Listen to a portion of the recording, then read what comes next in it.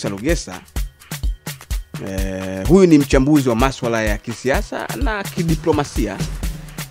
Katika mtazamo wake anasema wabunge watunge sheria, kanuni na sera ambazo zinaakisi maslahi ya wananchi, na huu ndo wakati wenyewe haswa.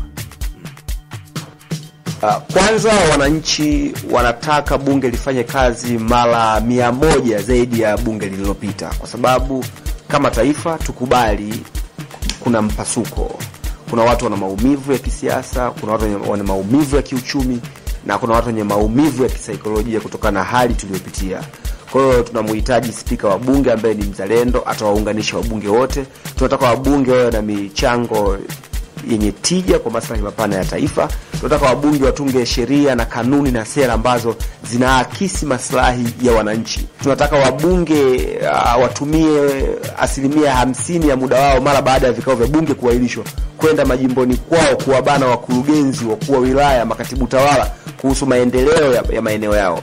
Tunahitaji wabunge ambao watakaofanya vizuri na kushirikiana na ofisi zingine za serikali ili kumpunguzia mzigo Mheshimiwa Rais. Kuwa na dhana potofu, hata jambo dogo litatokea la chini kabisa, anayelaumiwa ni Mheshimiwa Rais. Unaweza kudhani kama ni Mungu wa Kihindi, Wahindi na Mungu anakuwa na mikono 100, mkono wa baraka, mkono wa neema, mkono wa ndoa.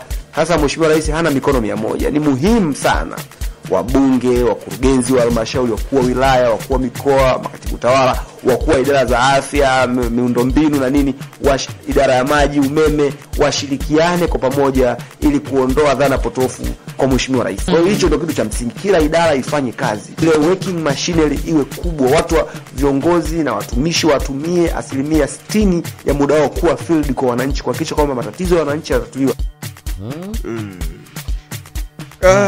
Ndio yanayotegemewa. Yanayotegemewa. Lugete, wananchi wanawezaje kupima kwamba bunge hili limeweza kufanikiwa ama halijafanikiwa katika yale ambayo ni matarajio makubwa kwao wananchi? Kwanza tutapima uwezo wa bunge kuibana serikali, kuleta fedha za miradi ya maendeleo. Bunge, moja kati ya kazi ya bunge kuibana serikali, kuiharakisha serikali itoe fedha kwa ajili ya miradi mbalimbali ya maendeleo. Lakini bunge wakati mwingine ni kuishauri serikali iliyo mema kwa mustakabali wa taifa.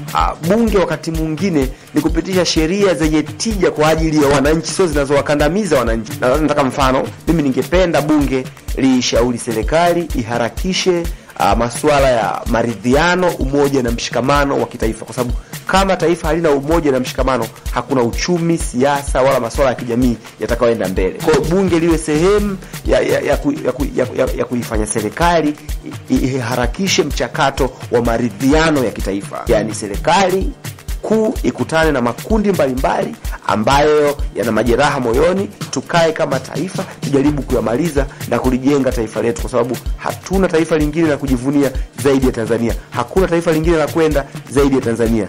Ndio kazi ya bunge na bunge pia ina kamati ya maendeleo na maridhiano ya usuluhishi wa migogoro. Tukae tuangalie kwa namna gani tunaweza tukavuka kama taifa ili tuendelee kukuza uchumi wetu na ustaarabu wetu. Sawa Ndio. Ni Lugesa, Musa Lugesa. Huyu ni mchambuzi wa masuala ya kisiasa na kidiplomasia hapa nchini, akitabanaisha mawazo yake na mtazamo wake juu ya kila ambacho anataraji bunge lifanye. Ndio. Tunasubiri kuona. Jana hiyo. Naam.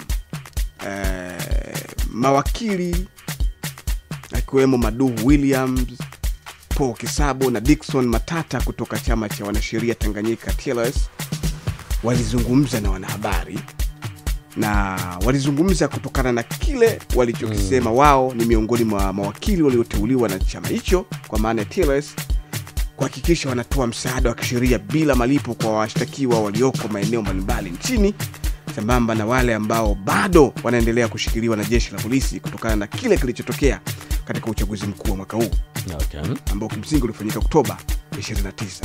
Bila shaka tunafahamu kilichotokea, ndio.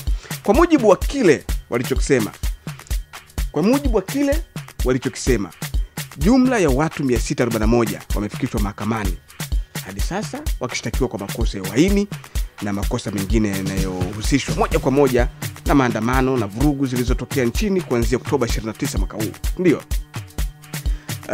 Katika maelezo yao wamesema miongoni mwa washtakiwa hao 240 wako Dar es Salaam wakishtakiwa kwa makosa ya uhaini, Mwanza 172 wakishtakiwa kwa unyang'anyo wa kutumia silaha, uchomaji mali, uharibifu wa mali na kufanya vurugu. Dodoma wapo washtakiwa 32 wakishtakiwa na uhaini, na Kigoma wapo 11 wanaoshikiliwa kwa unyang'anyi wa kutumia silaha. Kwingine ni Iringa, Mwananchi, ndio wapo 89 wakishtakiwa kwa uhaini na unyang'anyi wa kutumia silaha.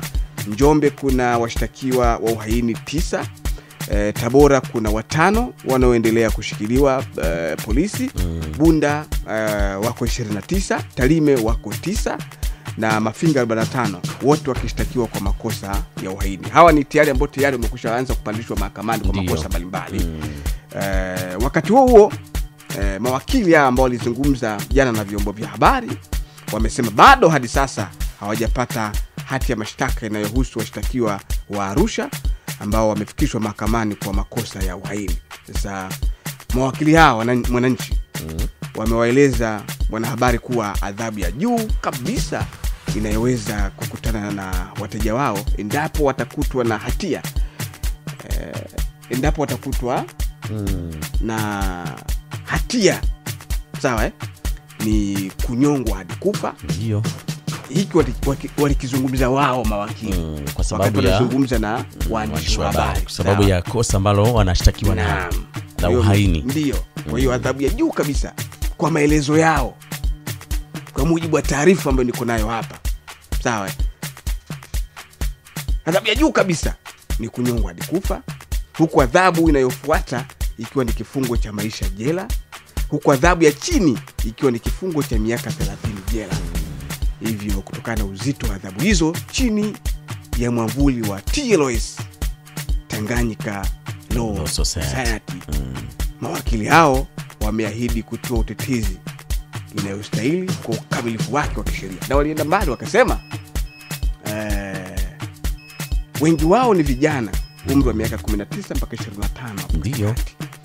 Lakini hawaelewi kwa mapana mazingira masuala mazima yanayohusu sheria. Ndio. Kabisa.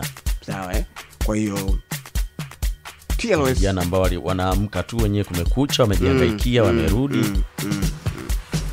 Kwa hiyo TLS watakuwa kazini kwa ajili ya kutoa msaada wa kisheria. Sasa pengine tupate nafasi Mwananchi ya kusikiliza hata kwa udogo tu katika yale ambayo waliyazungumza mawakili hao.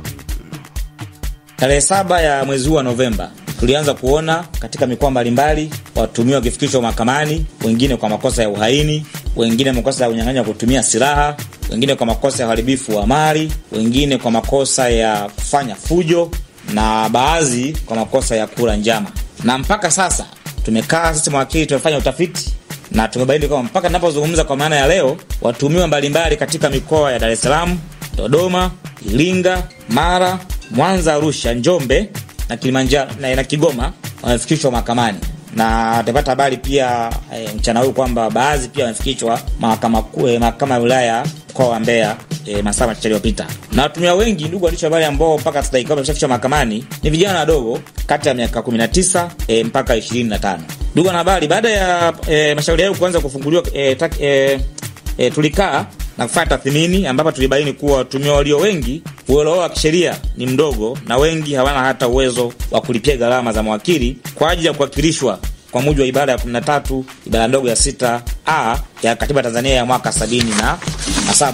Hivyo basi sisi mawakili wa TLS tumeamua kujitolea kutoa msaada wa kisheria ikiwemo kuwakilisha mahakamani watuhumiwa wote waliofikishwa mahakamani tangu tarehe 7 ya mwezi Novemba, ambao wataendelea kufikishwa mahakamani pia na wale ambao wataendelea kufikishwa mahakamani siku hadi siku bila malipo na bila masharti yote. Kwa hiyo Watanzania wote ambao mpaka dakika wameshafikishwa mahakamani tutawasaidia kuwatolea msaada wa kisheria kuwakilisha mahakamani, kuwatembelea magerezani huku waliposegelea kwa hapa Dar es Salaam, na ambao wanaendelea kushota vituo vya polisi bila gharama yoyote na bila masharti yoyote, kwa sababu ni Watanzania na wadeserve haki hiyo. Sasa ndugu wanahabari, tuangalie idadi ya watumiwa waliokuwa wanashikiliwa katika mahabusu mbalimbali nchini.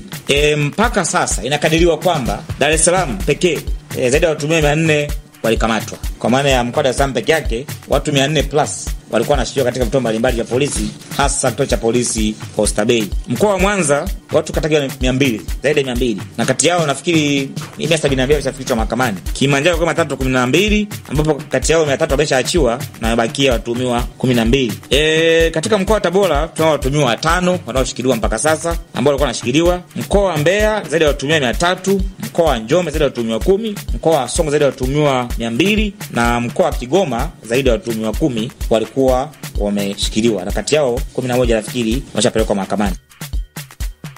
Tunakupatia habari zenye kuleta mabadiliko chanya.